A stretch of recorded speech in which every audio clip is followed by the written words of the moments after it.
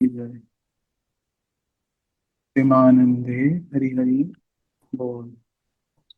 श्री कृष्ण चैतन्य प्रभु, श्री कृष्ण चैतन्य प्रभु नित्यानंद, श्री अद्वैत गदाधर शिवासादि गौर भक्त वृंद।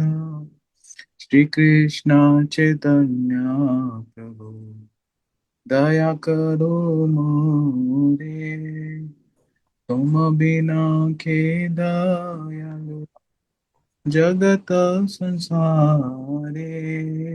श्री कृष्ण चैतन्य प्रभु, दया करो मोरे, तुम बिना के दयालु जगत संसारे। पतित पावन हेतु तव अवतार, मोसम पतित प्रभु न पाइबे आर। आहा प्रभु नित्यानंद, प्रेमानंद सुखी, कृपावलोकन कर आम्ही बड़ दुखी। दया कर सीतापति अद्वैत गोसाई, तव कृपा बले पाई चैतन्य निताई। आहा स्वरूप सनातन रूप रघुनाथ, भट्ट जुग श्री जीवा प्रभु लोकनाथ।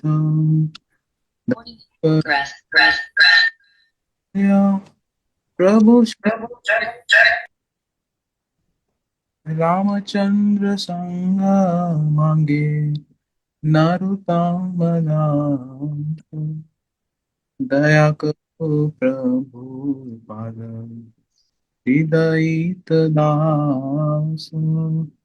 वैष्णवेर कृपा मांगे, एया धर्मदास। दया करो गुरुदेवा, पतित पावन श्री चरण सेवा मांगे, हे पतित जन। हरे कृष्ण कृष्ण कृष्ण हरे हरे, हरे राम राम राम हरे हरे। हरे कृष्णा कृष्ण कृष्ण हरे हरे, हरे राम राम राम हरे हरे। जय गौर निताई, जय गौर निताई, गौर निताई जय गौर। जय सचिनंदन जय गौर हरि, सचिनंदन जय गौर हरि। जय राधा माधव जय राधा माधव, राधा माधव जय राधा।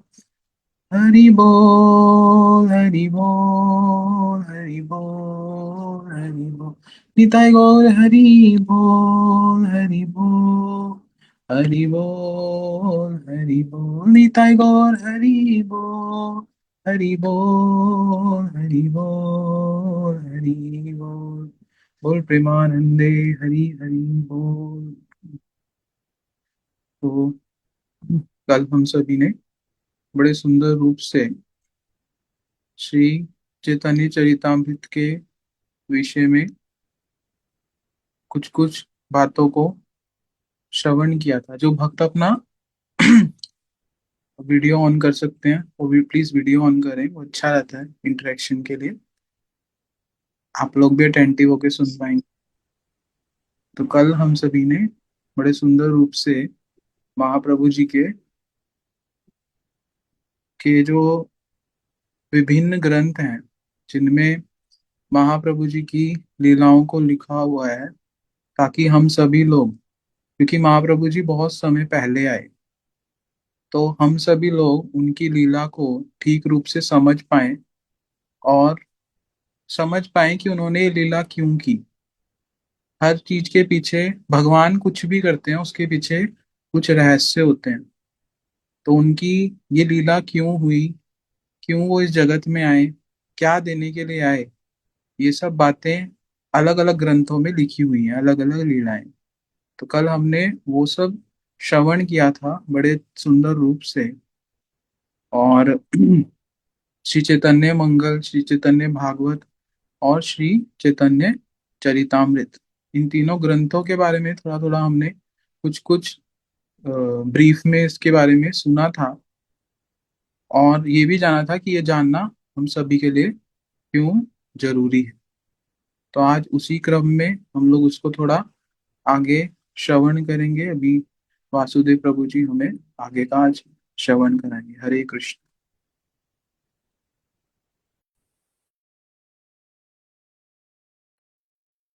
हरे कृष्णा। मेरी आवाज आ रही है?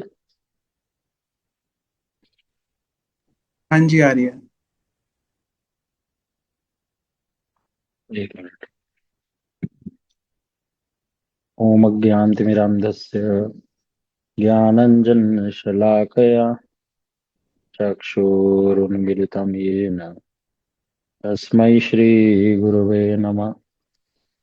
गुरवे गौरचन्द्राय राधिकाय सदालये कृष्णाय कृष्णभक्ताय तद्भक्ताय नमो नमः। वाञ्छाकल्पतरुभ्यश्च कृपा सिन्धुभ्येव च पतितानां पावनेभ्यो वैष्णवेभ्यो नमो नमः। नित्यानंद नमस्तुभ्यं प्रेमानंद प्रदायिने कलौकल्मषनाशाय श्रीजानवापते नमः। नमो महावदन्याय कृष्ण प्रेम प्रदायते कृष्णाय कृष्ण चैतन्य नामिने गौरद्विषे नमः। हे कृष्ण करुणा सिंधु दीनबंधु जगतपते गोपेश गोपिका कांत राधा कांत नमस्तुते। तप्त कांचन गौरांगी राधे वृंदावनेश्वरी वृषभानुसुते देवी प्रणमामि हरिप्रिये। वृन्दायै तुलसीदेव्यै प्रियायै केशवस्य च कृष्णभक्तिप्रदे देवी सत्यवत्यै नमो नमः। जय श्री कृष्ण चैतन्य प्रभु नित्यानंद श्री अद्वैत गदाधर शिवासादि गौर भक्त वृंद। सभी बोलिए, बोलो हरे कृष्णा कृष्णा कृष्णा कृष्णा हरे हरे, हरे राम राम राम हरे हरे। श्रूयताम श्रूयताम नित्यम गियताम गियताम मुदा चिंतताम चिंतताम भक्ता श्री चैतन्य चरितामृतम। हरे कृष्णा। सभी भक्तों को श्री हरि गुरु वैष्णवों के अनुगत्य में हर वीक हम ये 2 दिन के लिए श्री चैतन्य चरितामृत का पाठ करने के लिए जो प्रयास कर रहे हैं कि अच्छे से होए। अभी महाप्रभु का जन्म होने वाला है। 3 मार्च को गौर पूर्णिमा है। उस उपलक्ष्य में हम इस कथा को श्रवण कर रहे हैं। कल हमने श्रवण किया था इंट्रोडक्शन पार्ट की। 3 मुख्य ग्रंथ हैं जिसमें चैतन्य महाप्रभु की लीला का वर्णन है। पहला है श्री चैतन्य मंगल, जिसके रचयिता, जिसको राइटर हैं श्री लोचन दास ठाकुर जी। दूसरा श्री चैतन्य भागवत, जिनके राइटर कौन है? श्री वृंदावन दास ठाकुर जी। और तीसरा है श्री चैतन्य चरितामृत, जिनके राइटर हैं श्री कृष्णदास कविराज गोस्वामी जी। और यही चैतन्य चरितामृत को हम सुन रहे हैं और पढ़ रहे हैं। फिर हमने श्रवण किया था श्री चैतन्य चरितामृत को श्री कृष्णदास कविराज गोस्वामी जी ने 3 भागों में डिवाइड करा, 3 पार्ट्स में, आदि लील, मध्य और अंत्य। कल थोड़ा सा भूल हो गई थी नंबर ऑफ चैप्टर्स बताने में, आज ठीक से सर्च किया मैंने। तो आदि लीला में 17 चैप्टर्स हैं, मध्य लीला में 25, 25 था या 26, कितना लिखा था? 25।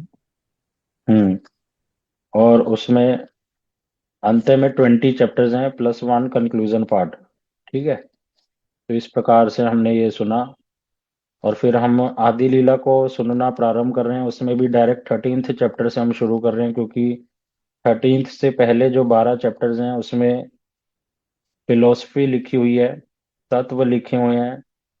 उसको अपने आप से पढ़ने से अच्छा होगा, मतलब उसको भी पढ़ेंगे, लेकिन शुरू में इसलिए नहीं पढ़ रहे कि फिर भक्त लोग जल्दी से उसको ग्रहण नहीं कर पाते हैं, चीजें थोड़ी सी कठिन वाली हैं। तत्व है सारा कुछ, कोई लीला नहीं है उसमें, इसलिए इंटरेस्ट उस प्रकार से नहीं आ पाता है, लेकिन वो जानना बहुत जरूरी है। कृष्णदास कविराज गोस्वामी जी ने शुरुआत में इसलिए ही लिखा कि हम समझ पाए महाप्रभु हैं कौन, नित्यानंद प्रभु कौन है, अद्वैताचार्य जी हैं कौन, ये कौन से तत्व हैं, कृष्ण की लीला में ये सब कौन थे, फिर आगे इनके कौन कौन भक्त हुए, शाखा उपशाखा भक्तों के आगे और कौन भक्त हुए, कैसे वो क्या क्या करते थे, और क्या उनका स्वरूप है, रूप है, ये सारा वर्णन उनमें लिया हुआ है। और 13 से लेके 17th चैप्टर हमने सुना था, इनको बोलते हैं परिच्छेद। तो त्रयोदश परिच्छेद से लेके सप्तदश, मतलब 13 से लेके 17 तक महाप्रभु की नवदीप धाम वाली लीलाओं को लिखा हुआ है। कैसे महाप्रभु का जन्म हुआ, फिर बड़े हुए, स्कूल गए, फिर टीचर बन गए, और कैसे फिर सबको भक्त बनाया, भगवान का नाम करने लग गए। पहले से ही जब जन्म हुआ था सभी को नाम कराया, उस दिन ग्रहण लगा हुआ था। ये सारा कुछ इन चैप्टर्स में लिखा हुआ है। तो आज हम इसको पढ़ने का प्रयास करते हैं। बड़े ही अच्छा ग्रंथ है ये। कल हमने सुना था कैसे शिला प्रभुपाद इसको बड़ा गुरुत्व देते थे इस ग्रंथ को, कि गीता से भी और भागवत से भी ज्यादा, कि गीता और भागवत को अगर समझना है तो श्री चैतन्य चरितामृत के चश्मे से देखना सीखना पड़ेगा हमें। ठीक है, हम अभी पढ़ना आरंभ करूंगा, मैं ग्रंथ से ही पढ़ूंगा, ग्रंथ से पढ़ने में बड़ा आनंद आएगा। तो श्री कृष्णदास कविराज गोस्वामी जी बोल रहे हैं 13th चैप्टर में कि जिनकी प्रसन्नता से यह अधम व्यक्ति भी उनकी लीला का वर्णन करने में शीघ्र ही योग्यता प्राप्त कर रहा है, वे श्री चैतन्य देव मेरे प्रति प्रसन्न हो। कह रहे हैं कि मैं ये जो ग्रंथ लिख रहा हूँ, ये बात वो बार बार लिखते हैं हर जगह हर परिच्छेद में, कि मैं महाप्रभु की कृपा से ही, महाप्रभु के भक्तों की कृपा से ही इस ग्रंथ को लिख रहा हूँ, नहीं तो मुझ में कोई योग्यता नहीं है। वही योग्यता मुझे प्रदान करते हैं, अधिकार प्रदान करते हैं, और उन्हीं की कृपा से मैं इस ग्रंथ को लिख रहा हूँ। जय जय श्री कृष्ण चैतन्य गौरचंद्र, जय अद्वैत चंद्र, जय जय नित्यानंद, जय जय गदाधर, जय श्रीनिवास, जय मुकुंद वासुदेव, जय हरिदास, जय दामोदर स्वरूप, जय मुरारी गुप्त, यही सब चंद्रोदय तमय खोले लुप्त। तो हर चैप्टर के शुरुआत में आप अगर थोड़ा सा पढ़ेंगे तो हर चैप्टर में श्री कृष्णदास कविराज गोस्वामी जी सबकी जय ध्वनि देते हैं। जैसे हम लोग मंगल आरती करते हैं, संध्या आरती करते हैं, या कभी पाठ कीर्तन करते हैं, तो हमें सिखाया जाता है ना, जय ध्वनि दो। जय श्री श्री गुरु गौरांग गंधर्विका गिरिधारी, श्री राधा विनोद बिहारी राधा माधव जू की जय, सर्वविष्ट प्रदाता श्री गिरिराज गोवर्धन महाराज की जय, वृंदा देवी तुलसी महारानी की जय। तो ये जय क्यों दी जाती है, इसमें भावना ये होती है, हमने और ये हमने क्लास करी थी, इसके विषय में हम क्लास कर चुके हैं पहले, कि ये जय ध्वनि इसलिए दी जाती है इस भावना से कि सभी भगवान, भगवान के भक्त, भगवान की जो प्रिय वस्तु वृंदावन धाम, वृंदा देवी, गिरिराज जी, इन सबसे क्या कहते हैं, हम प्रार्थना करते हैं कि आपकी जय हो, मतलब आपसे सर्वश्रेष्ठ कोई नहीं है। और फिर एक और भावना क्या होती है, आप मुझ पर विजय प्राप्त कर लें, मैं इस संसार में फंसा हुआ हूं, तो आप मेरे को जीत लें, मतलब मेरे हृदय को जीत लें, मेरा हृदय आपकी ही बातों को माने, आप मेरे हृदय पर जय विजय प्राप्त कर लीजिए, ये भावना से जय ध्वनि देते हैं। उसी भावना से श्री कृष्णदास कविराज गोस्वामी जी भी यहाँ पर महाप्रभु को प्रणाम कर रहे हैं, नित्यानंद प्रभु जी को प्रणाम कर रहे हैं, गदाधर पंडित जी को प्रणाम कर रहे हैं, अद्वैत आचार्य जी को, उनके भक्त आगे फिर मुकुंद, वासुदेव, हरिदास जी, स्वरूप दामोदर जी, मुरारी गुप्त जी, ऐसे कई सारे भक्तों का नाम लेकर उनको जय कर रहे हैं और कह रहे हैं, इन भक्तों की कृपा, इन सब चंद्र समान भक्तों के उदय होने से अंधकार लुप्त हो गया। क्या कह रहे हैं, इन सब चंद्र समान भक्तों के उदय होने से अंधकार लुप्त हो गया। कह रहे ये भक्त कैसे हैं, चंद्र के समान, चांद के समान। और जब ये चंद्र उदय होता है तो ये कैसे चंद्र हैं, ये भक्तों की तुलना किससे कर रहे हैं, चंद्र से। और ये कैसे चंद्र हैं, पूर्ण चंद्र, पूर्णिमा का चंद्र जब प्रकट होता है कितनी रोशनी होती है ना संसार में, ध्यान से देख लो, अमावस्या के दिन नहीं होता इतना। तो कह रहे ये चंद्र के समान भक्त जब उदय, मतलब जिस पर कृपा कर देते हैं जिस व्यक्ति के ऊपर, तो उसका जो संसार वाला, ये खुली दी थी यार आपने मेरे को। जो संसार वाला अज्ञान, मतलब अभी मुझे क्या भावना रहती है मेरे हृदय में, मेरे को क्या अहंकार रहता है कि मैं ये शरीर हूं, ये अज्ञान है, ये अविद्या है हमें। मैं ये शरीर हूं, मेरे सामने वाले भी शरीर हैं, मैं हूं, और ये सब क्या है, ये मेरे हैं। इसी में फंसकर रह जाता है, इसको कहते हैं अज्ञान, देहात्म बुद्धि बोलते हैं एक शब्द में। ये अपनी आत्मा को शरीर मानना, ऐसी बुद्धि रखना, जड़ वस्तुओं के प्रति जो टेम्परेरी वस्तुएं उनको परमानेंट समझना, इस संसार को परमानेंट समझना, यहाँ की वस्तुओं को परमानेंट समझना, यहाँ की वस्तुओं को समझना कि मंगल होएगा, यहाँ पे समझना कि ये व्यक्ति बड़ा है, ये छोटा है, ये सारा अज्ञान है। तो कह रहे जब ये भक्त जिस पर कृपा कर देते हैं, इसलिए जय दे रहे हैं, कह रहे जब ये भक्त लोग कृपा कर देते हैं, ये भक्त कैसे हैं, चंद्र के समान शीतलता प्रदान करते हैं हमारे हृदय को, और हमारा अज्ञान दूर हो जाता है। जय श्री चैतन्य चंद्रेर भक्त पूर्ण चंद्रगण, सबार प्रेम ज्योत्सनाय उज्जवल त्रिभुवन। कह रहे श्री चैतन्य चंद्र के पूर्ण चंद्र स्वरूप भक्त वृंद की जय हो, जिनकी प्रेम ज्योत्सना से त्रिभुवन उज्ज्वलित हो गया है। ये बात हमने अभी सुन ली। यहाँ तक ग्रंथ के प्रारंभ में भूमिका का वर्णन किया है। अब चैतन्य लीला का क्रम अनुसार अनुसार वर्णन करता हूँ। तो अब क्या बोल रहे हैं कृष्णदास कविराज जी, कि अभी तक जो मैंने 12th परिच्छेद 12वें चैप्टर तक, 12th चैप्टर तक जो लिखा, वो मेरी इंट्रोडक्शन पार्ट था ग्रंथ के लिए। अब मैं महाप्रभु की लीलाओं को क्रम अनुसार सीक्वेंस वाइज बताऊंगा आप सबको। प्रथमे ते सूत्र रूपे करी अगणन, पाछे तहा विस्तारी करीब विवरण। देखो ये जो बांग्ला भाषा में लिखा हुआ है ना, इसको बोलते हैं प्यार। प्यार नहीं, प्रेम वाला प्यार नहीं, ठीक है, प्यार, ठीक है। तो जैसे श्लोक होते हैं, दोहे होते हैं, उसी तरह से बांग्ला भाषा में बोलते हैं प्यार।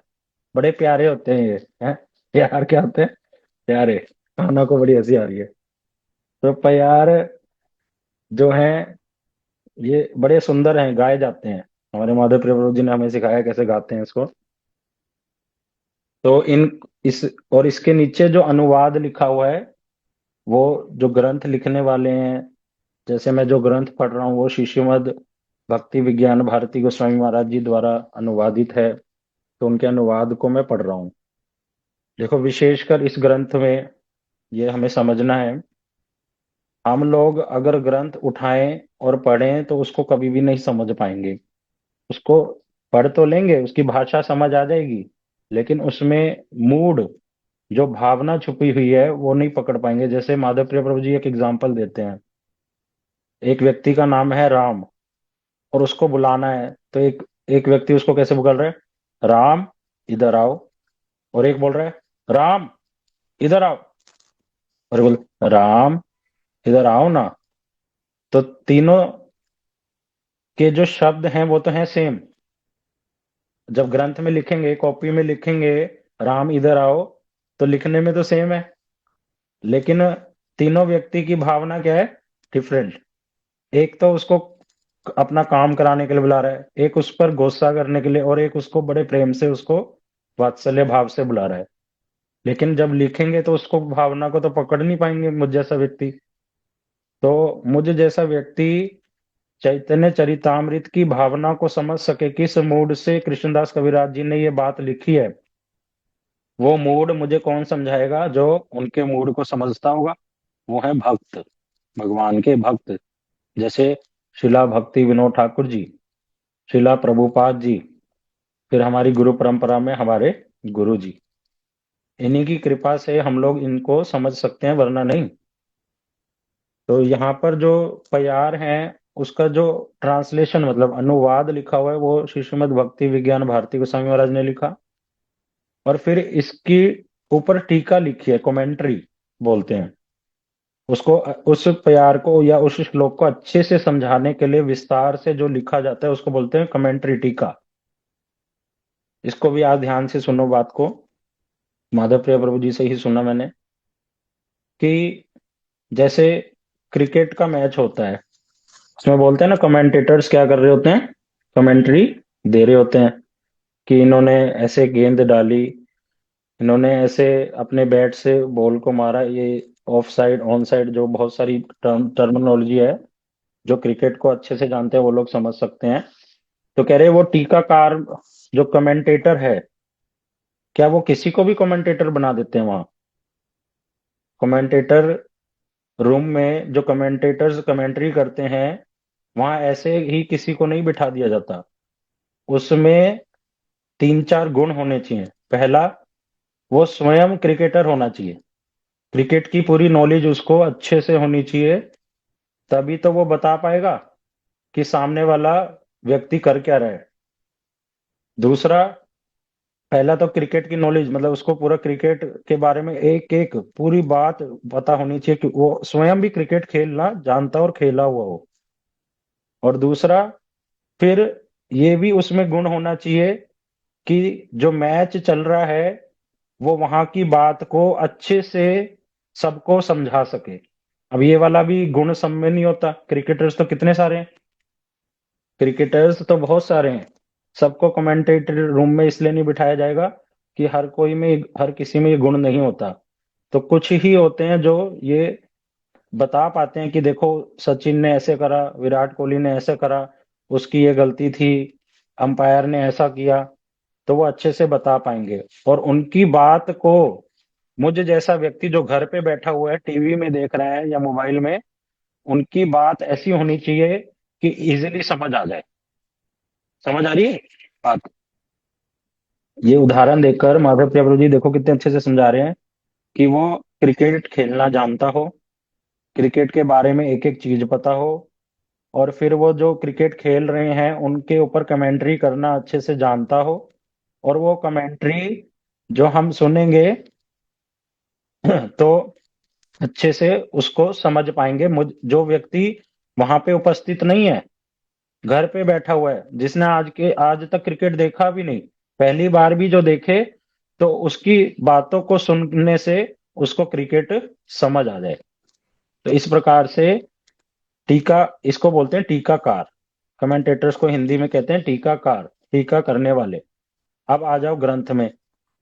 तो ये जो टीकाकार होते हैं, ये कोई साधारण नहीं होते, या कोई बद्ध जीव जो माया में फंसा हुआ है वो नहीं लिख सकता।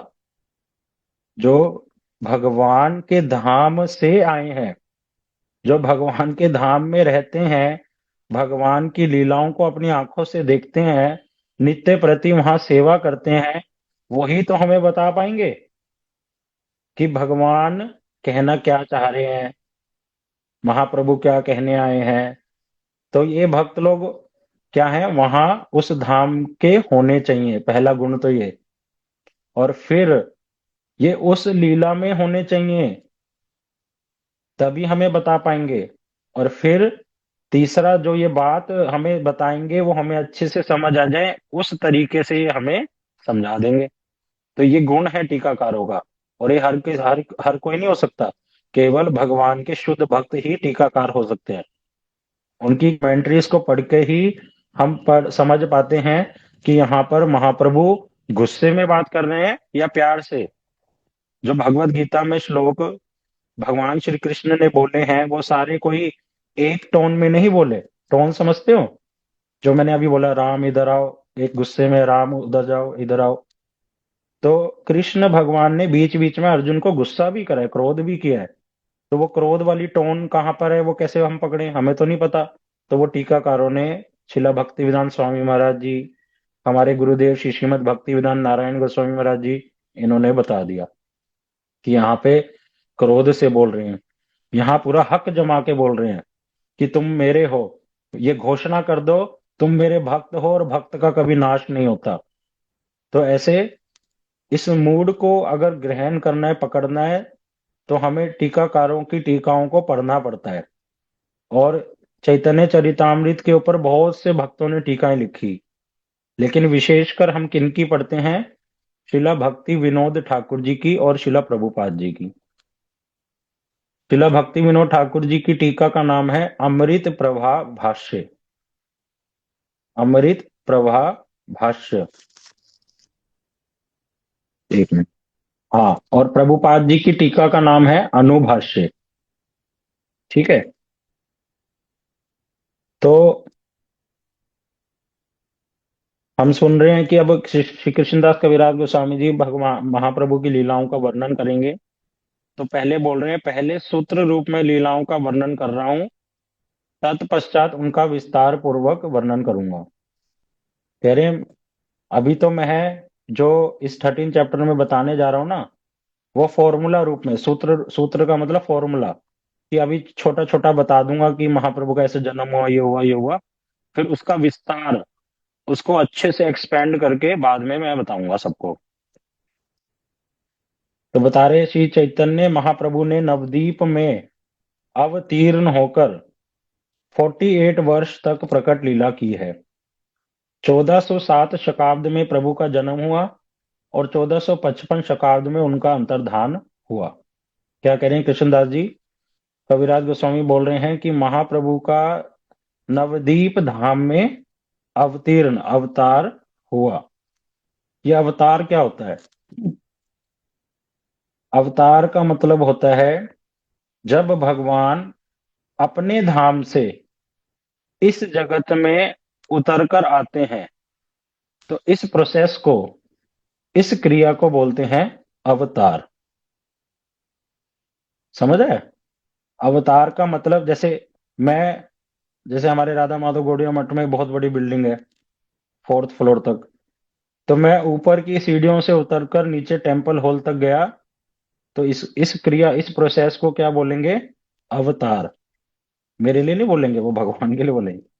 भगवान जब अपने धाम से हैं इस जगत में आएंगे, तो उसको क्या बोलेंगे? अवतार। मतलब अवतरण किया, उतर कर आए, किस पर? हम लोगों पर कृपा करने के लिए। तो अवतीर्ण हुए मतलब उतर कर आए, अवतार लिया चैतन्य महाप्रभु ने। और कितने दिनों के लिए रहे इस संसार में? 48 वर्ष, 48 ईयर्स ओनली। और यहाँ पे एक अलग अलग गणना होती है ना वर्ष की। तो 1407 बताया, ठीक से अगर समझना है तो 1486 हमारे कैलेंडर के अनुसार 1486 में महाप्रभु का जन्म हुआ। और उसमें 48 ऐड कर दो, उतने वर्ष तक वह रहे। मतलब आज से 540 साल पहले, आज से 539 ईयर्स बिफोर, महाप्रभु इस धरती पर आए थे नवदीप धाम में। और फिर देखो क्या लिखा हुआ है, कह रहे 1486 में तो अवतरण, अवतीर्ण हुए। और फिर 48 वर्ष उसमें ऐड कर दो, उसके बाद वो अंतर्धान हुए। ये नहीं बोला उनकी डेथ हो गई या मृत्यु होगी, क्या शब्द बोल रहे हैं? अंतर ध्यान। ये हम जैसे हम सब भक्त समाज में जुड़े हैं तो ये टर्मिनोलॉजीज हमें पता होनी चाहिए, ये शब्द हमें पता होने चाहिए। एक तो होती है आविर्भाव लीला, वो आविर्भाव तिथि, और एक होती है तिरोभाव तिथि। तिरोभाव को अंतर्ध्यान तिथि भी बोलते हैं। तिरोभाव का मतलब जिस दिन भगवान के भक्त इस धरती से चले गए भगवान के धाम में वापिस, उसको बोलते हैं अंतर ध्यान, तिरोभाव। भगवान आए लीला करने, उसको कहा अवतीर्ण हुए, लीला करी, कुछ साल रहे, और फिर अंतर ध्यान हो गए, अपने धाम को लौट गए। 24 वर्ष तक महाप्रभु ने गृह में वास करते हुए निरंतर कीर्तन विलास किया, और उसके बाद संन्यास आश्रम को स्वीकार करके प्रभु ने 24 वर्ष तक नीलाचलपुरी में वास किया।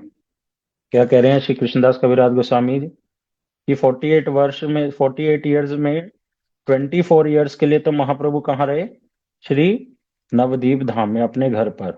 और वहां पर क्या किया? कह रहे नृत्य कीर्तन और ये सब लीलाएं करी। और फिर नेक्स्ट 24 ईयर्स क्या करा? संन्यास ग्रहण कर लिया, घर को छोड़ दिया, अपने त्याग दिया, और संन्यास ग्रहण करके कहाँ चले गए? नवदीप से जगन्नाथपुरी। अभी हम लोग जाएंगे कि जगन्नाथपुरी धाम।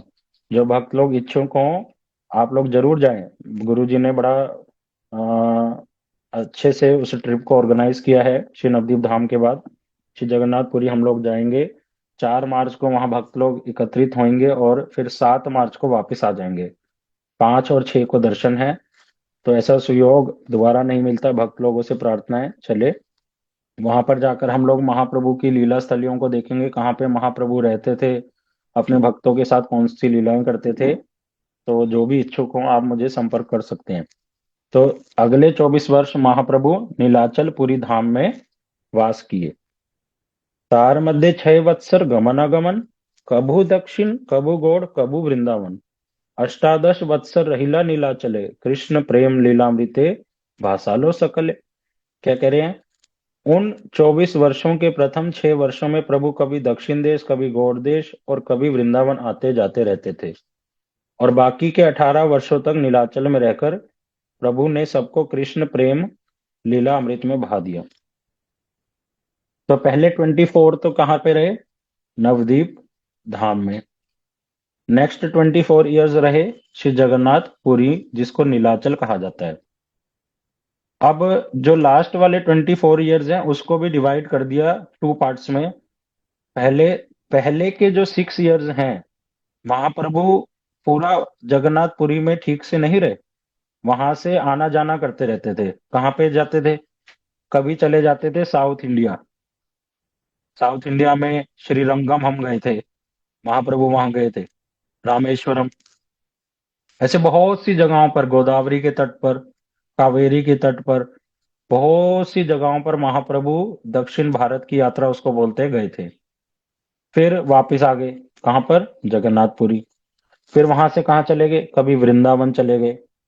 तो ऐसे 6 साल तक क्या करते रहे? गमन आगमन, मतलब आते जाते रहे, जगन्नाथपुरी से आना जाना लगा रहा।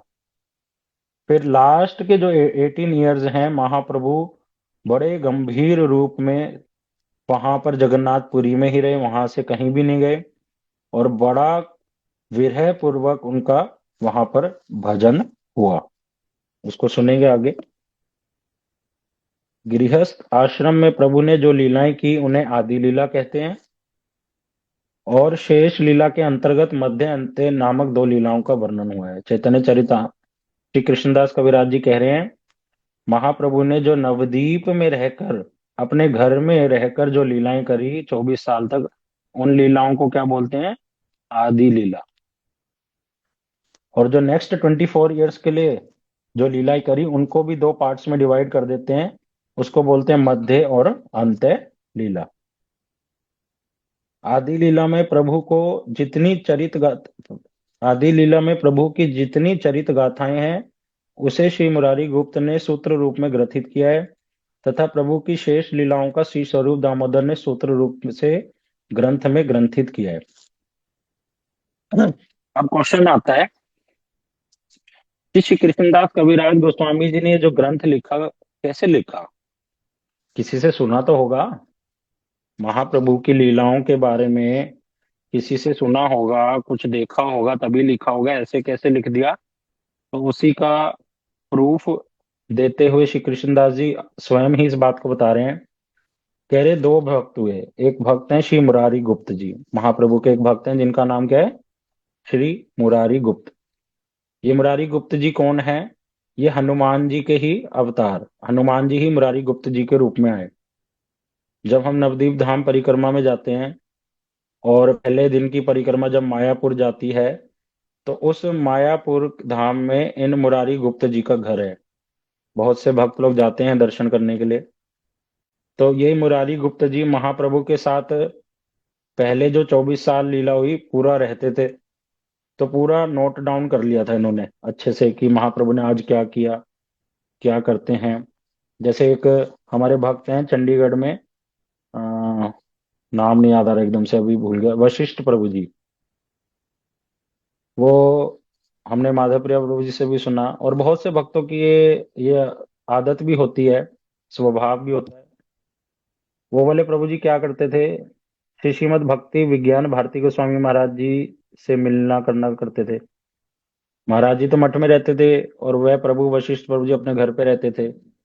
लेकिन जब जब वो अपने गुरु जी श्री श्रीमद् भक्ति विज्ञान भारती गोस्वामी महाराज जी से मिलते, उनको कार में कहीं लेके जाते, कोई वार्तालाप सुनते, कोई कथा सुनते, तो उसको एक एक चीज पॉइंट को नोट डाउन कर लेते। इतने बजे मैं उनसे मिला, इतने बजे महाराज जी ने ये बात कही, महाराज जी की कहने का क्या अर्थ था, कितने बजे मैं महाराज जी को ड्रॉप करके आया, गाड़ी में क्या क्या वार्तालाप हुई, उस दिन चंडीगढ़ से अंबाला जाते हुए क्या क्या बात हुई।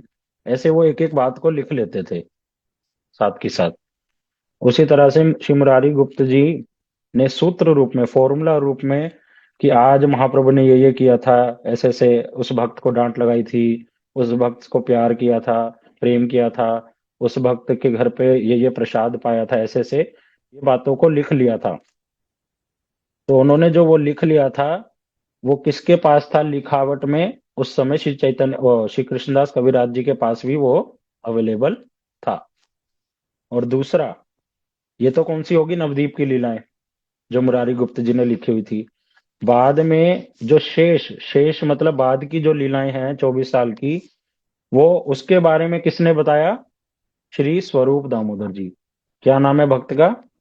श्री स्वरूप दामोदर जी। ये श्री स्वरूप दामोदर जी वहां श्री जगन्नाथपुरी धाम में महाप्रभु के साथ ही रहा करते थे। नितिन प्रभु, ये श्री स्वरूप दामोदर जी ललिता जी हैं, विशाखा जी, थोड़ा मेरा भूल हो रहा है, याद नहीं आ रहा मेरे को एकदम से। श्री राय ललिता रामानंद जी हैं? ललिता सखी हैं प्रभु जी।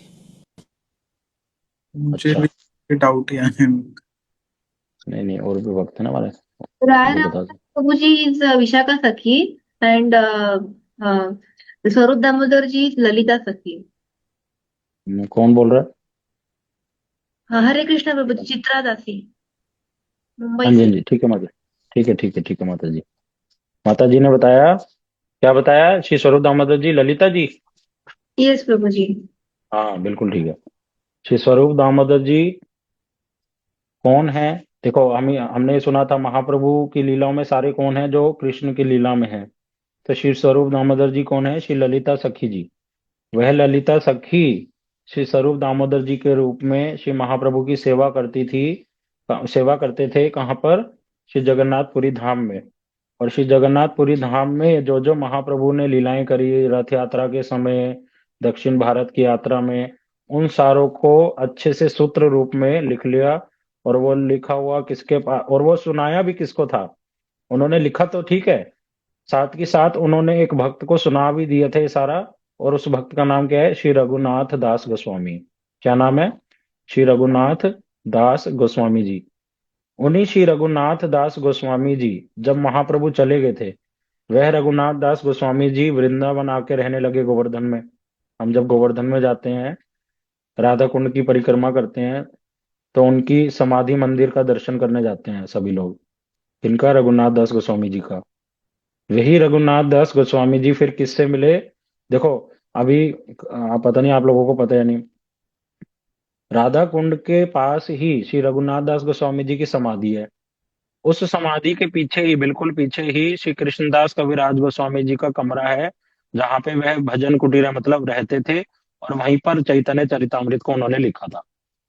अगर नहीं पता तो अब की बार जाके दर्शन करके आना, किसी से भी वहां पूछ लेना, वहां के जो लोकल भक्त लोग हैं। वो वो छोटा सा कमरा है, वहाँ एक प्रभु जी सेवा करते हैं। बड़ा प्राचीन भजन कुटीर है, और वहां पर बैठकर, वहीं पर रहकर ही श्री कृष्णदास कविराज गोस्वामी जी ने श्री चैतन्य चरितामृत को लिखा।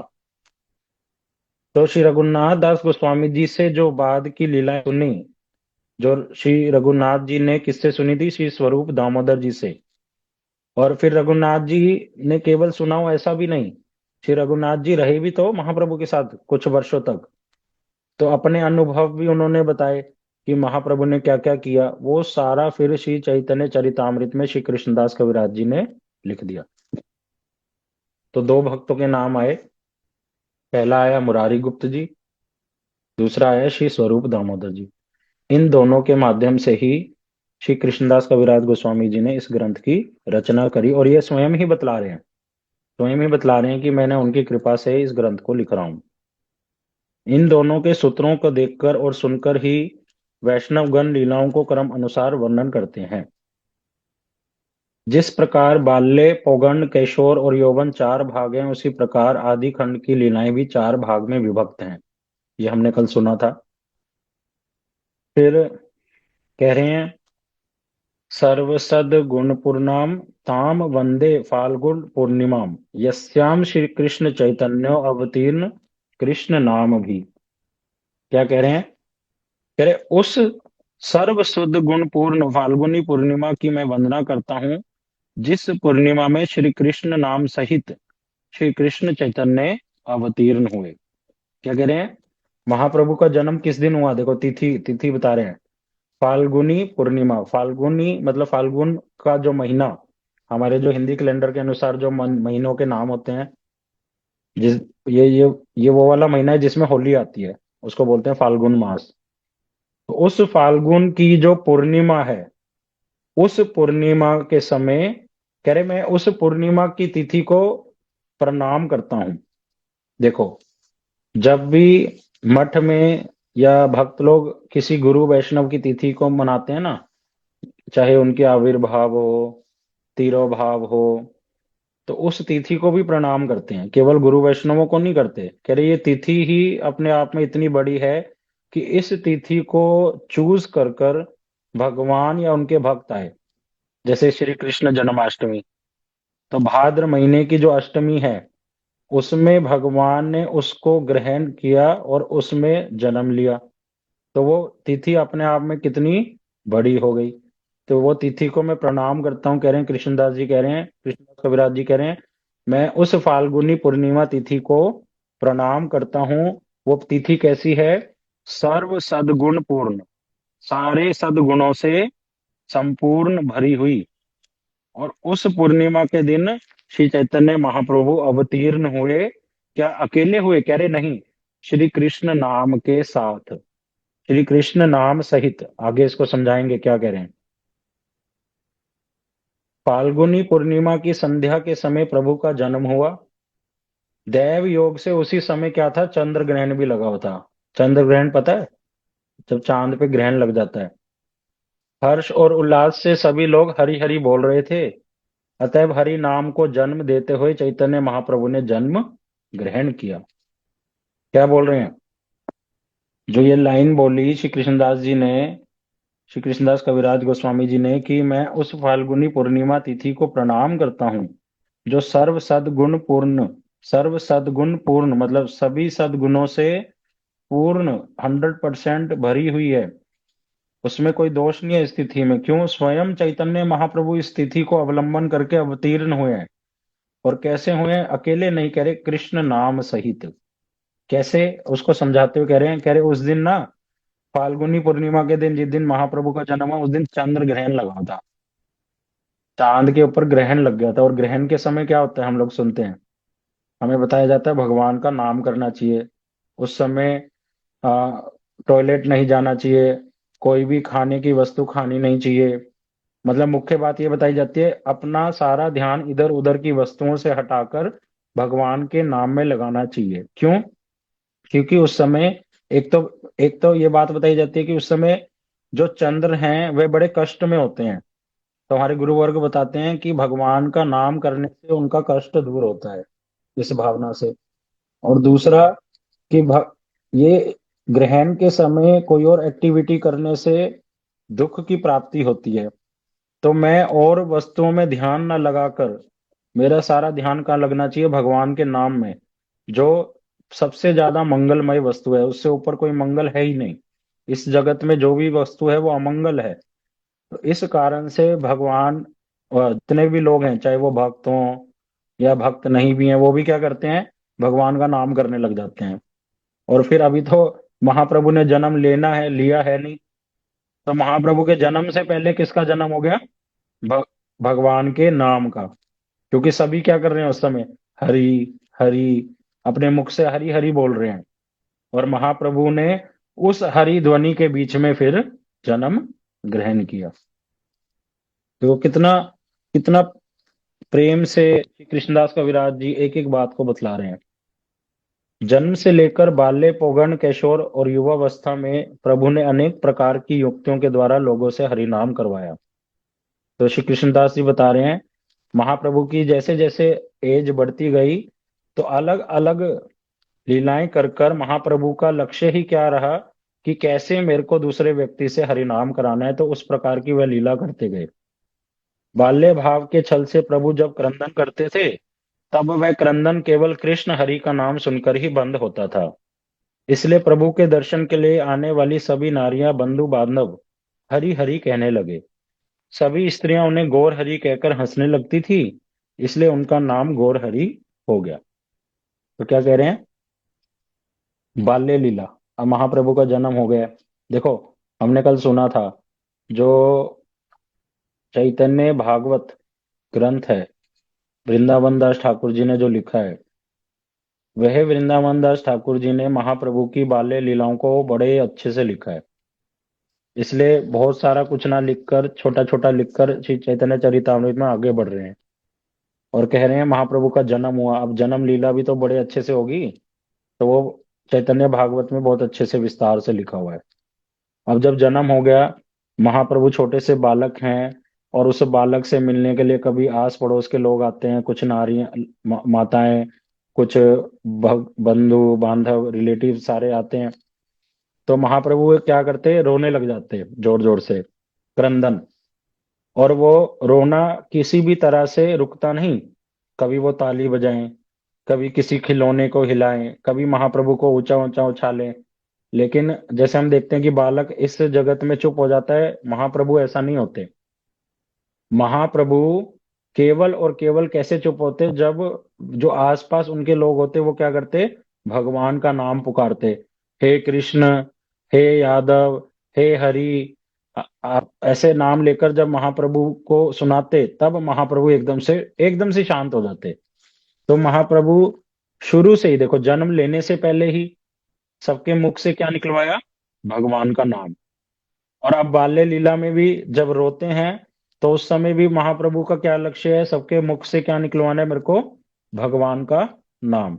तो सबको ये शॉर्टकट पता चल गया, जब ये बालक रोएगा उसी समय भगवान का नाम करने लग जाओ, हरि हरि बोलने लग जाओ, ये चुप हो जाएगा। और इस कारण से वहां की जितनी भी माताएं थी, उन्होंने इन महाप्रभु का क्या नाम रख दिया? क्या रख दिया? गौर हरि। क्या नाम रख दिया? गौर हरि। क्यों रख दिया गौर? क्यों गौर? इसलिए क्योंकि महाप्रभु का जो शरीर का रंग है, जो वर्ण है, वो क्या है? तपे हुए सोने के समान, गौर। उसको गौर बोलते हैं, उस वर्ण को। तो वो गौर, तो नाम आया वहां से। और हरि कहाँ से आ गया? कि ये हरि शब्द सुनकर ही चुप होते हैं, इसलिए इनका नाम क्या होएगा आज से? गौर हरि। इसलिए हम लोग कीर्तन करते हैं ना, हमारे सुशील प्रभु कितना सुंदर कीर्तन करते हैं, गौर हरि गौर हरि, गौर हरि गौर हरि। तो ये गौर हरि नाम यहाँ से आया है। तो आज हम यहीं तक श्रवण करते हैं। समय हो चला, मैंने समय अभी देखा। तो बहुत सी बातों को आज श्रवण किया है। अगर हम इन बातों को लिखें तो बड़े अच्छे से ग्रहण कर पाएंगे। कहीं पे भी लिखें, अपने मोबाइल में, नोट्स में। मेरे को गुरु मैं आपको गुरु जी ने शुरू से ही हमें सिखाया, सबको ही सिखाते हैं वैसे तो, कि इन बातों को लिखना चाहिए। लिखने से क्या होता है, डायरेक्ट हमारे फिर हृदय में वो बातें जाती हैं, और फिर इन फ्यूचर अगर कुछ पढ़ना होता है, लिखना है, आसान हो जाता है। तो बहुत सी रहस्यमयी बातें हैं। आज हमने बहुत सी बातों को सुना, टीकाकार किसे कहते हैं, या बाल्य लीला, जन्म लीला, ये सब। तो आज इस क्लास को हम यही रखते हैं, और किसी का कोई क्वेश्चन हो तो पूछ लीजिए। कुछ समझ नहीं आया, कोई बात है तो पूछ सकते हैं। और नितिन बाबू, आप कुछ कहेंगे?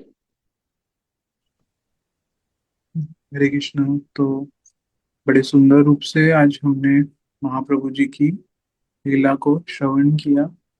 देखो, कृष्ण लीला तो हम लोग सुनते हैं, लेकिन कृष्ण लीला को में भी कितनी ऐसी चीजें हैं, मतलब वो लगता है कि हाँ सुना हुआ है, लेकिन ये जो महाप्रभु जी की लीला है और महाप्रभु जी के जो सिद्धांत हैं, वो बहुत मतलब कम सुनने को मिलते हैं।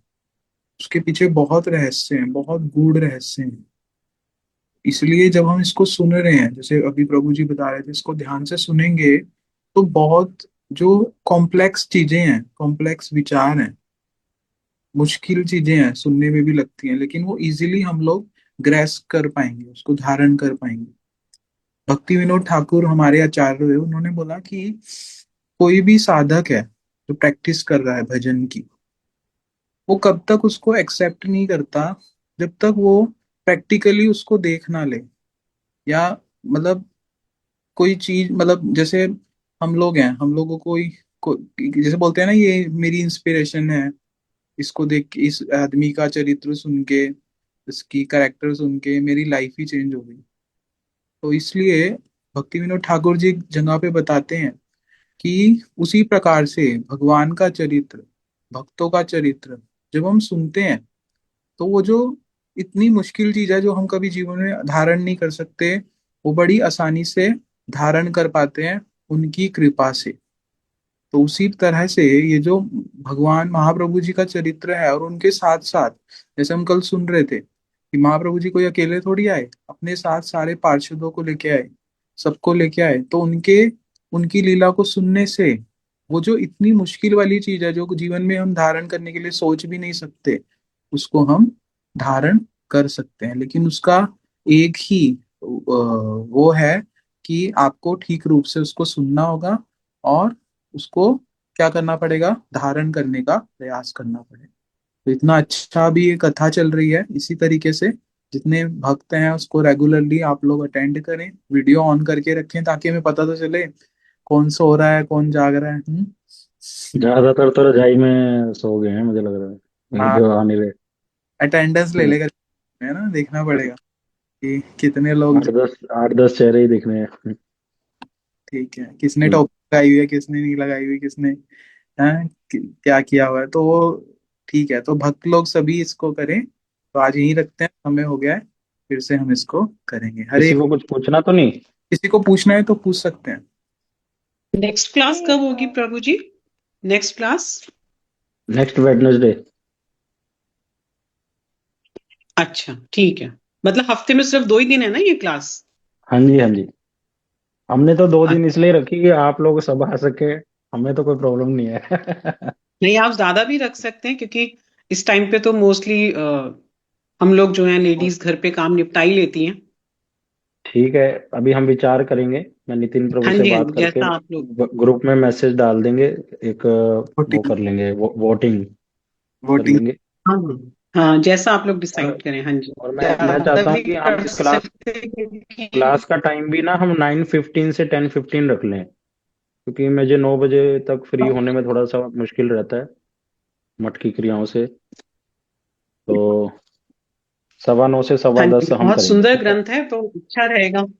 हाँ जी, बहुत सुंदर ग्रंथ है, अच्छा रहेगा अगर आप थोड़े दिन और इंक्रीज कर दें तो, अगर आप लोगों को सबको सूट करे तो। ठीक है, ठीक है, अभी हम विचार करेंगे। और सबकी राय लेकर हम इसको आगे कंटिन्यू करेंगे। सभी भक्तों को हरे कृष्णा। कृष्णा। प्रभु जी, हरे कृष्णा प्रभु जी, रिकॉर्डिंग हाँ जी, मिलेंगे हाँ जी, क्या? हाँ देंगे, सब देंगे, पैसे भेजो सब मिलेगा। सब होता है, सारे काम हो जाते हैं। ठीक है ना। हरे कृष्ण। प्रभु जी, क्लास रेगुलर कर लो ना, सैटरडे संडे छोड़ के, क्योंकि थोड़ा गैप हो जाएगा ना तो फिर थोड़ा वो हम्म। टूट जाता है रूटीन। तो अगर रेगुलर कोई बात रहे नहीं, 5 तो कर देखते हैं लीजिए। अभी। मैंने बताया ना, विचार करके बड़े भक्तों से बात करके मैं बताऊंगा। ठीक है। हरे कृष्ण। हरे कृष्णा प्रभु जी, धन्यवाद प्रणाम। हरे हरे